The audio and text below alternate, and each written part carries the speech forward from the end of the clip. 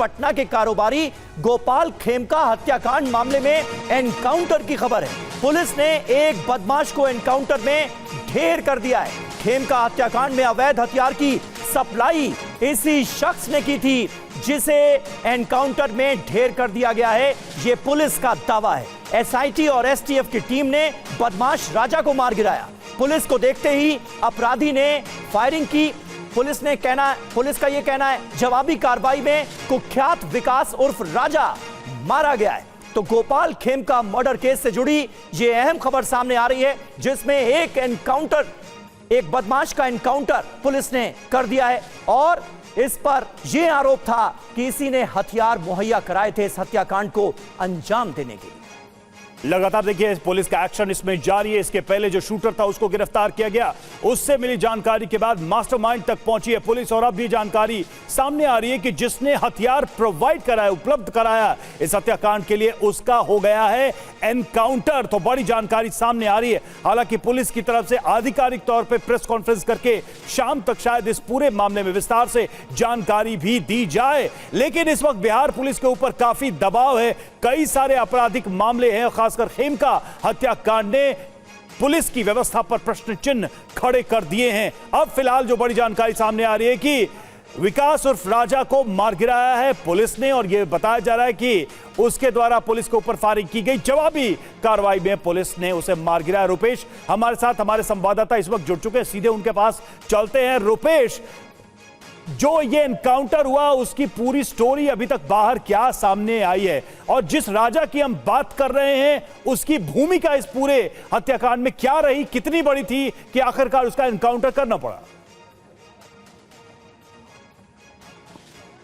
देखिए, विकास राजा वो शख्स है जिसने 3 लोगों को, जिन लोगों ने डायरेक्ट हत्याकांड के समय जो मौजूद थे, जो एक क्लब में था, एक बिस्कोमान पर था और एक आलोक खेमका के घर पर जिसने गोली मारी, उमेश यादव, इन तीनों को लाइन अप करना, उनको हथियार देना और उनसे वार्तालाप करना। क्योंकि जिसने सुपारी दी थी उसने सुपारी दी थी इसी विकास राजा को और विकास राजा ने हायर किया था इन 3 लोगों को और यही मतलब इन 3 लोगों का वो गैंग लीडर था। वो 3 लोग जिन लोगों को हत्याकांड में डायरेक्ट भेजा गया था कि आप बताएंगे कि कब निकल गए, कहां पहुंचे और तीसरा गोली मारेगा, और इसी ने हथियार भी दी थी और हथियार भी लेकर के, और ये इलाका मैं आपको दिखलाऊंगा। पहले देखिए, दियरा का इलाका है, ये जो है बगल में गंगा है, ये जो जेपी गंगा पथ है वो है, और वहीं पर ये ईंट भट्ठा, चूंकि ये लाल ईंट जो है पहले बिहार में बनती थी, लेकिन सरकार ने जब रोक लगा दी इस पर, उसके बाद से ये ईंट भट्ठा बंद हो गया। लिहाजा ये निर्जन इलाका है, एक तरीके से निर्जन इलाका इसलिए क्योंकि ये ईंट भट्ठा बंद हो चुका है,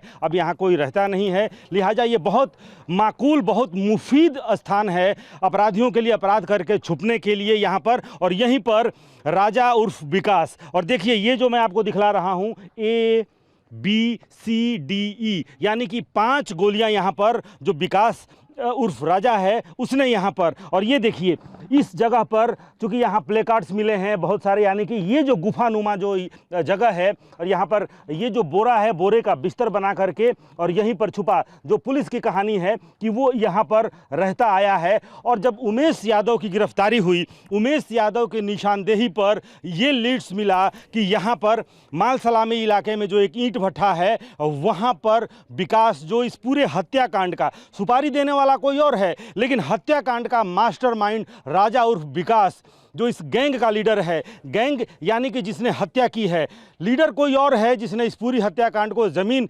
कारोबार से संबंधित जो विवाद हुआ है उस विवाद, बिल्कुल सही बात है। और इस हत्याकांड का मास्टरमाइंड कौन है इस हत्याकांड के पीछे, ये पता लगाना निश्चित तौर पर चैलेंज है बिहार पुलिस के लिए। लेकिन जिस जगह पर एनकाउंटर हुआ, हमारे सहयोगी रुपेश कुमार देखिए वहीं पर पहुंच गए और वहां से ये रिपोर्ट सीधे हमको दिखा रहे थे। बहुत बहुत शुक्रिया रुपेश आपका हमारे साथ जुड़ने के लिए।